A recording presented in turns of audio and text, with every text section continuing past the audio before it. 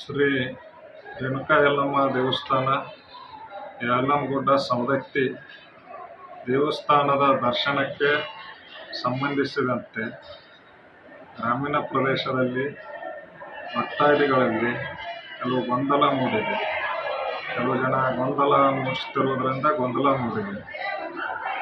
ದೇವಸ್ಥಾನ ಸಂಪೂರ್ಣವಾಗಿ ಭಕ್ತಾದಿಗಳಿಗೆ ದರ್ಶನಕ್ಕೆ 1 ವರ್ಷ 2 ವರ್ಷ ಬಂದ್ ಮಾಡಲಾಗ್ತಾ ಇದೆ ಅಂತ ಏನೋ ವದಂತಿ ಇದೆ. ಅದೆಲ್ಲ ಸುಳ್ಳು ವದಂತಿ. ಕೆಲವು ಜನ ಕಿಡಿಗೇಡಿಗಳು ವದಂತಿ ಹಂಚ್ತಾ ಇದ್ದಾರೆ. ಹೀಗಾಗಿ ಅದಕ್ಕೆ ಯಾರು ಭಕ್ತಾದಿಗಳು ಯಾರು ಆ ವದಂತಿಗಳಿಗೆ ಕಿವಿಗೊಡಬೇಕಾಗಿಲ್ಲ. ಎಂದಿನಂತೆ ದರ್ಶನದ ವ್ಯವಸ್ಥೆ ಇರುತ್ತೆ. ದೇವಸ್ಥಾನ ಬಂದ್ ಆಗುವ ಕುರಿತು ಎಲ್ಲ ಊಹಾಪೋಹಗಳು, ಗೊಂದಲಗಳು, ಆ ಥರದಾದಂಥ ಒಂದು ಪರಿಸ್ಥಿತಿ ಇಲ್ಲ. ದೇವಸ್ಥಾನ ನಿರಂತರವಾಗಿ ಭಕ್ತಾದಿಗಳ ದರ್ಶನಕ್ಕೆ ಅವಕಾಶ ಇರುತ್ತದೆ. ಅದೇ ರೀತಿಯಾಗಿ ಈಗ ನಮಗೆ ಭಾರತ್ ಹುಣ್ಣಿಮೆ